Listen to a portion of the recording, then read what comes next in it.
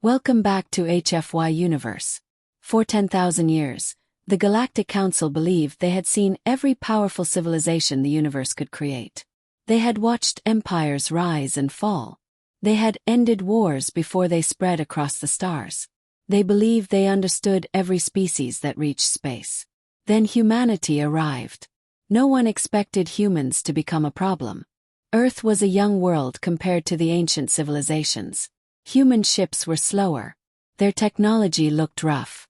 Their weapons were simple compared to the elegant energy systems used by the great powers of the galaxy. The Council laughed. Many ambassadors called humans noisy, emotional, and unpredictable. Some even wondered how a species that spent so much of its history fighting itself had survived long enough to reach the stars. But there was one thing the Council failed to understand. Humans never accepted limits. Commander Ethan Cole stood quietly on the bridge of the exploration ship Resolute. Through the large front window, thousands of stars stretched across the darkness like glowing rivers. His crew had spent 6 peaceful months mapping unknown systems beyond the edge of Council space. Their mission was simple: explore, learn, build friendships. No one on the ship expected history to change that day. A soft alarm echoed across the bridge. "Commander," said Lieutenant Sarah Lynn, "we are receiving a priority transmission from the Galactic Council." Ethan nodded. "Put it on the main screen." The image flickered. An enormous circular chamber appeared. Dozens of alien representatives sat in floating platforms around a glowing blue sphere. Every major civilization in the galaxy was present. At the center floated High Chancellor Vorak. His silver eyes showed no emotion. "Commander Ethan Cole of Earth," he began. "This message is directed to all human governments." The bridge became silent. "The Galactic Council has completed its review. Our decision is final. Humanity is officially banned from entering Council territory." Every crew member froze. Vorak continued. "Humans display dangerous patterns of independent thinking, rapid military growth, emotional instability, and technological unpredictability. Effective immediately, all human colonies outside approved borders must withdraw. Human ships entering Council systems will be seized. Resistance will be answered with force." The transmission ended. Silence filled the bridge. No one spoke. Lieutenant Sarah looked at Ethan. "They banned an entire species." Ethan slowly looked out toward the stars. "No. They just made the biggest mistake in galactic history." Across Earth, billions watched the announcement. News stations repeated the message every hour. Governments held emergency meetings. Factories that once built exploration equipment suddenly changed production lines. Shipyards received new orders. Scientists canceled peaceful research projects and returned to defense programs that had been sleeping for decades. Humanity did not panic. Humanity prepared. Deep beneath the mountains of Earth, hidden doors opened for the first time in 50 years. Gigantic underground factories came alive. Machines covered in dust began moving again. Ancient defense programs, created after humanity's darkest wars, activated one by one. Artificial intelligences that had remained silent for generations awakened. One message echoed through every secure military network: Project Guardian has been reactivated. Only a handful of leaders knew what those words truly meant. Far away, inside the Council capital, many alien leaders celebrated. The humans accepted the decision peacefully. "They know they cannot challenge us. Our borders are safe." Only one representative remained uneasy. Ambassador Lyris of the small avian species quietly watched the celebrations. She had visited Earth. She had walked through human cities. She had spoken with soldiers, scientists, teachers, and children. She remembered something an old human engineer had once told her: "Never corner humanity. When humans lose every peaceful choice, they invent a new one." She stood. "You are making a mistake." The chamber laughed. High Chancellor Vorak dismissed her warning. "The humans understand their place." Lyris slowly shook her head. No. You have mistaken patience for weakness. Weeks passed. Council patrols reported something strange. Human ships disappeared from normal trade routes. Colonies stopped answering public communications. Military satellites detected unusual energy signals near Earth's outer defenses. Entire asteroid belts vanished from official star maps. Yet no attacks came. No threats. Only silence. The Council believed the humans had surrendered. They were wrong. Because in the darkness beyond known space, thousands of hidden construction yards worked day and night. Massive warships, larger than anything ever built by humanity, slowly emerged from the shadows. New engines capable of crossing impossible distances were tested. Weapons unlike anything the galaxy had ever seen were installed. Every worker knew the same truth. Humanity did not want war. But if war came, it would finish it. Then, on a quiet morning near the edge of human space, every long-range sensor suddenly detected the same impossible signal. Hundreds of unknown ships had crossed into human territory without permission. No identification. No warning. No communication. Commander Ethan Cole looked at the tactical display as red lights spread across the map. He took a slow breath.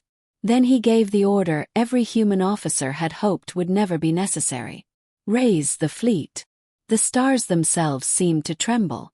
Commander Ethan Cole stood motionless on the bridge of the Resolute as the red warning lights flashed across every screen. The unknown fleet had crossed into human space without permission. Hundreds of massive warships moved in perfect formation, their engines glowing like blue stars in the darkness. No identification. No diplomatic signal. No warning. Only silence. Every officer on the bridge understood what it meant. The war had begun. Ethan looked at his crew. No one showed fear. They had trained for years, hoping this day would never come.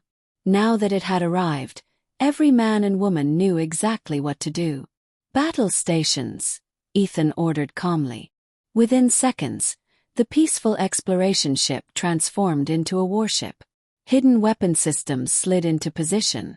Energy shields surrounded the hull. The ship's advanced combat computer came online. Across human space, the same message reached every fleet. Code Black. Defend Earth. Protect humanity. Far away, inside the Galactic Council chamber, High Chancellor Vorax smiled with confidence. The human fleet will surrender. Several council members nodded. Their technology is decades behind ours. They have no chance. Only Ambassador Lyris remained silent. She remembered visiting Earth years earlier. Humans had welcomed her into their homes. She had watched children build machines from broken parts just for fun. She had spoken with soldiers who smiled even while preparing for impossible missions. Most importantly, she had visited an underground military museum. One sentence carved into the wall had never left her mind.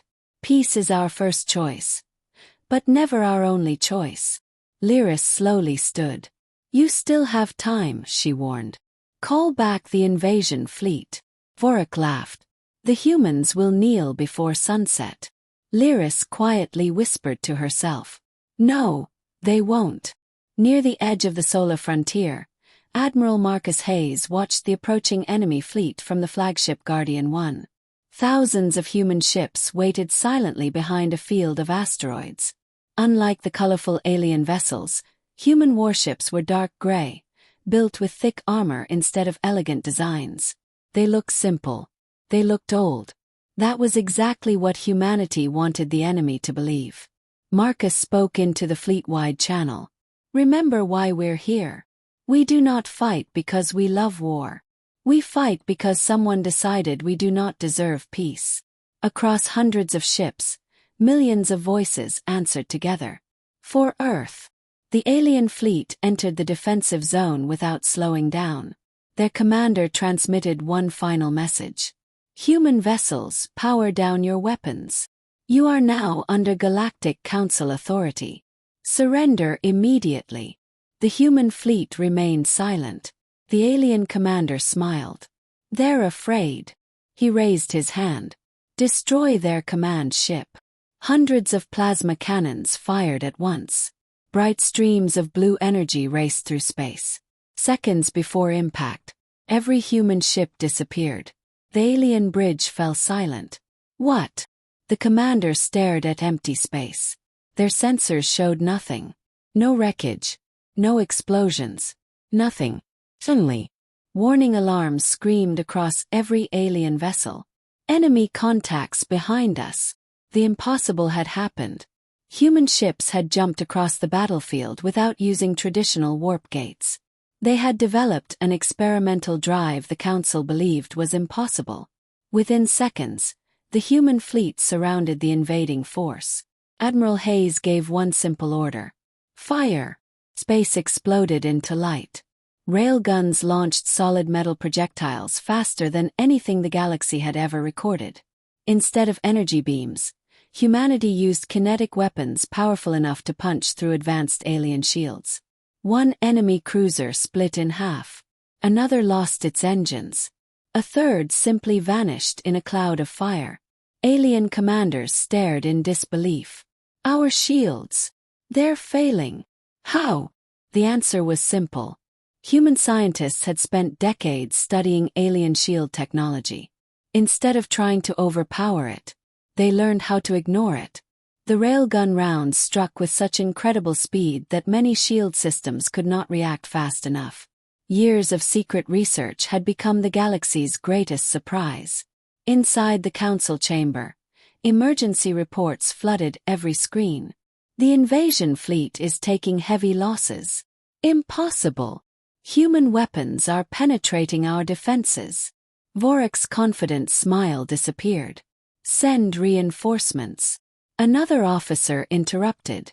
Sir, more human fleets are appearing across multiple sectors. Where did they come from? No one had an answer. Because humanity had spent years building hidden shipyards beyond explored space.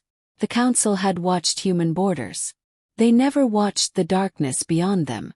Commander Ethan Cole led his task force through the battlefield with incredible precision. Human pilots moved in small teams instead of large formations. Each squad protected the others. If one ship was damaged, 3 others immediately moved to defend it. The aliens had stronger individual ships. Humans had something better. Trust, training, teamwork. As explosions filled the stars, Ethan received a priority transmission. A young communications officer looked nervous. Commander, we've intercepted Council orders. Ethan turned. What do they say? The officer swallowed hard. They're preparing a second invasion. But this time, they're sending their entire Grand Armada. The bridge became silent. Everyone knew what that meant. The largest military force ever assembled in galactic history was now heading toward Earth. Commander Ethan looked through the front window at the burning battlefield. The first battle had only been the beginning. The real war was still coming. And somewhere in the darkness between the stars, an ancient force had awakened, watching both humanity and the Galactic Council with great interest. The victory at the border should have filled humanity with hope. Instead, it brought silence. Every commander understood the truth. The fleet they had destroyed was only the beginning. Deep inside Earth's Global Defense Command, a massive holographic map showed thousands of red markers moving toward the solar system. The Galactic Council had answered defeat with everything it had. The Grand Armada was coming. More than 50,000 warships. Thousands of carriers. Planet-breaking siege vessels. The greatest military force ever assembled in the history of the galaxy. General Amelia Ross looked around the command room. Every officer waited for her decision. She took a slow breath. They think this war is about power. She looked at the image of Earth rotating above the table. They're wrong. They're coming to destroy our home. And there is nothing more dangerous than humans defending their home. The room answered with complete silence. Everyone understood. There would be no surrender. Far across the galaxy, panic spread through the Council worlds. News of humanity's first victory had reached every civilization. Many species refused to believe it. The Council cannot lose. The humans only got lucky. But new battle reports kept arriving. Entire Council fleets had disappeared. Supply stations had gone silent. Military outposts had stopped responding. For the first time in thousands of years, the Council was losing a war. Ambassador Lyris watched everything unfold with sadness. She had warned them. Again and again. No one listened. Now millions would pay the price. 3 weeks later, the Grand Armada finally arrived. The sky above the solar system became completely covered with warships. From Earth's surface, people could actually see tiny flashes of light crossing the night sky.